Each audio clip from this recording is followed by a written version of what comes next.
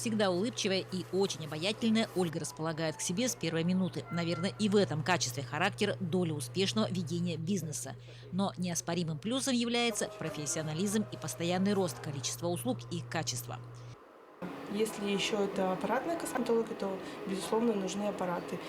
И сейчас, в наше время, эти аппараты очень дорогие, поэтому больше сейчас идет вложение, конечно же. Для моих красавиц алекминских, которым всем пообещала и прям безусловно просят меня приобрести, это по омоложению, потому что уже устали ездить в какие-то города, ну, ближайший тот же Иркутск, Якутск, и просят меня, чтобы я приобрела это. Сейчас Ольга твердо стоит на ногах, имеет наработанную базу клиента, добротную базу в виде аппаратуры. За 3 года, льготный период для резидентов бизнес-инкубатора, она успела укрепить свое дело. Прошла конкурс, мы прошли конкурс и начали арендовать, стали резидентами бизнес-инкубатора.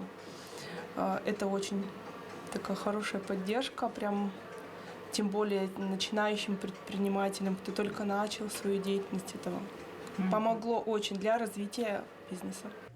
Юлия Александровна только начинает первые шаги именно в сфере бизнеса, плюс огромный опыт и потенциал преподавания. Писала бизнес-план, приняла участие в конкурсе и выиграла. Тем самым мне предоставили помещение. Удобное, светлое, с мебелью кое-какой. Кое-что я приобрела сама.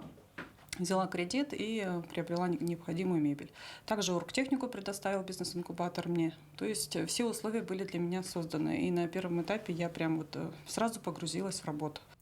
Несмотря на небольшой срок действия, бизнес-инкубатор уже смог доказать востребованность и необходимость. Первыми его резидентами стали 8 начинающих предпринимателей, которые занимались различными сферами деятельности, такими, например, как дизайн, пошив, также косметологические услуги, и организация детских праздников, и другие.